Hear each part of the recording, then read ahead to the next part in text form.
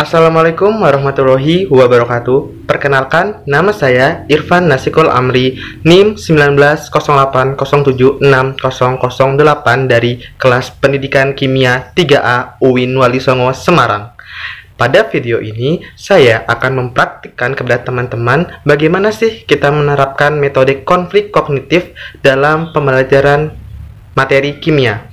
Pada video ini, saya akan menerapkan metode tersebut pada materi termokimia. Sebelum memasuki bagaimana kita mempraktikkan metode ini, alangkah lebih baiknya kita mengetahui apa sih metode konflik kognitif itu. Jadi, menurut Known and Lee, konflik kognitif didefinisikan sebagai konflik antara struktur kognitif dengan lingkungan, atau konflik antara konsepsi dalam struktur kognitif. Nah, pada definisi tersebut terdapat struktur kognitif. Apa sih struktur kognitif itu? Struktur kognitif yaitu struktur terorganisir pengetahuan dalam otak. Lalu ada kata lingkungan. Yang dimaksud dengan lingkungan di sini misalnya itu percobaan, melakukan demonstrasi, pendapat teman sebaya, buku, atau yang lainnya. Jadi, ketika siswa ini dikatakan terjadinya konflik kognitif, maka hal ini ditandai dengan informasi yang sudah diterima oleh seorang siswa yang sudah ada dalam otaknya. Lalu jika dihadapkan lagi dengan suatu percobaan atau demonstrasi, apabila terjadi perbedaan konsep antara pengetahuan yang sudah dimiliki dengan hasil percobaan tersebut, maka siswa akan bertanya-tanya dan terjadi kebingungan gitu. Nah, disinilah yang disebut dengan konflik kognitif. Baik, di sini saya akan menyampaikan tahapan-tahapan dalam menggunakan metode konflik kognitif. Nah, tahapannya terdapat 3. Tahapan yang pertama adalah tahapan awal, tahapan yang kedua adalah tahapan konflik, dan tahapan yang terakhir adalah tahapan resolusi. Nah, apa itu tahapan awal? Tahapan awal ini adalah di mana situasi siswa tersebut belum terjadinya konflik kognitif itu sendiri.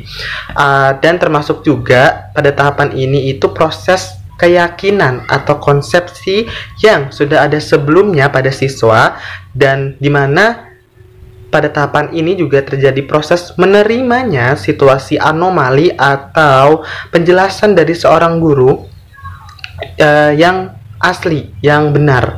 Jadi tahapan awal ini siswa tersebut sudah mencari informasi terkait materi yang akan disampaikan oleh seorang gurunya besok di sekolahan. Dia mempelajari mungkin dari internet, buku, dan lain sebagainya, dan dia meyakini apa yang dia dapat ini adalah suatu kebenaran.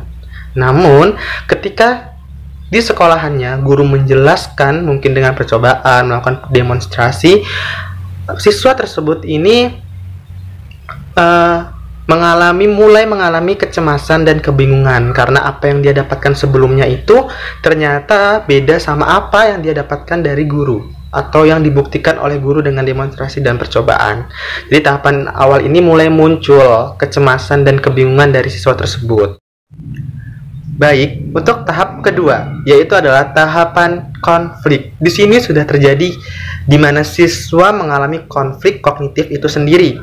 Di mana pada tahapan ini seorang siswa akan mencari justifikasi, klarifikasi, atau jawaban yang sebenarnya. Jawaban yang benarnya itu seperti apa? Di sini siswa menggunakan kognitifnya untuk bertanya kepada guru untuk mencari informasi yang mana sih yang benar gitu. Apakah pendapat yang dia peroleh itu atau penjelasan dari seorang gurunya. Lalu tahapan yang terakhir, yang ketiga adalah tahapan resolusi. Tahapan terakhir ini adalah tahapan di mana seorang guru memberikan verifikasi atau klarifikasi dan meluruskan konsep yang sebenar-benarnya. Nah, di sini peran guru sangat dominan ya, karena seorang guru harus benar-benar memberitahu apa yang benar agar tidak terjadi kesalahan miskonsepsi. Assalamualaikum warahmatullahi wabarakatuh. Selamat pagi anak-anak, berjumpa lagi dengan Bapak ya. Nah, kemarin kita sudah mempelajari tentang termokimia. Nah, Bapak ingin mengingat kembali ya, merefresh ingatan teman-teman Apakah masih ingat dengan materi yang Bapak sampaikan kemarin? Jadi, materi kemarin itu terdapat reaksi apa, anak-anak? Iya, benar. Terdapat dua reaksi, yaitu ada reaksi eksoterm dan ada reaksi endoterm. Nah, bagaimana anak-anak bedainnya? Tandanya apa? Contohnya apa? Ada yang tahu? Oh iya, benar. Nah, untuk reaksi eksoterm sendiri itu adalah reaksi di mana dia itu membebaskan kalori ya, anak-anak. Dan biasanya itu memiliki delta H yang tandanya negatif. Contohnya nih, misalkan kalian melarutkan batu kapur ya, batu kapur itu punya rumus CaO dalam air, maka air itu lama-lama akan memanas, bahkan bisa mendidih tergantung banyaknya CaO yang teman-teman berikan. Oke, ingat ya. Lalu untuk reaksi yang kedua yaitu adalah reaksi endoterm. Nah, reaksi endoterm ini adalah kebalikan ya, anak-anak, dari reaksi eksoterm, yang mana di sini reaksi endoterm ini adalah reaksi yang menyerap kalor. Benar. Biasa delta H-nya itu ditandai dengan delta H apa, anak-anak? Benar, positif. Nah, untuk contohnya nih yang sering terjadi ya, misalkan kalian meneteskan alkohol dengan konsentrasi 70% ke kulit tangan kalian. Nah, biasanya apa yang kalian rasakan? Ya, nah benar, dingin-dingin gitu kan. Nah, di situ tandanya bahwa reaksi ini termasuk reaksi endoterm karena dia akan menyerap kalor. Nah, cukup sekian ya anak-anak penguatan materi untuk termokimia. Bapak akan memberikan soal untuk kalian kerjakan. Ini ya. Selamat mengerjakan anak-anak. Semangat. Baik, terima kasih anak-anak telah mengumpulkan dan mengerjakan soalnya ya. Nah, setelah Bapak analisis, jawaban kalian itu ternyata masih banyak yang bingung, masih banyak yang kebalik-balik tentang reaksi eksoterm maupun endoterm. Jadi Bapak jelaskan sedikit nih. Bapak akan menganalogikan, pakai analogi ya, untuk reaksi yang eksoterm. Ini grafiknya ya. Nah, reaksi eksoterm itu bayangkan teman-teman ada sebuah bola di atas bukit, otomatis kan dia pasti bisa turun tuh ke bawah karena ada gaya gravitasi, nggak mungkin di atas terus. Nah, dia bola itu turun kan tidak memerlukan energi, malah membebaskan energi karena dia kan turun, udah di atas nih, udah di puncak, dia turun, energinya itu dibebaskan. Jadi ini reaksi eksoterm yang mana dia itu lepaskan kalor. Benar. Terus untuk reaksi yang endoterm ya, ini grafiknya.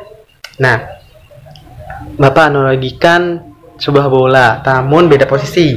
Bolanya itu berada di bawah, di lembah nih, di bawah ya bolanya. Dia pingin naik di atas bukit, di puncak, otomatis dia ini memerlukan energi untuk bisa naik ke atas sana.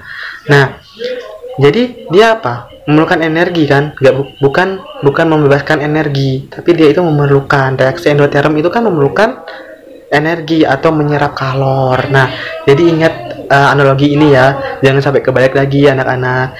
Nah, cukup sekian pembelajaran hari ini, semoga bermanfaat. Bapak mohon maaf apabila ada salah kata. Wabillahi taufiq wal hidayah. Assalamualaikum warahmatullahi wabarakatuh. Tetap semangat teman-teman. Baik, itu dia video metode konflik kognitif yang bisa saya sampaikan. Mohon maaf apabila ada salah kata dalam penyampaian dan masih banyak kekurangan dalam video ini. Akhir kata, wabillahi taufiq wal hidayah. Wassalamualaikum warahmatullahi wabarakatuh.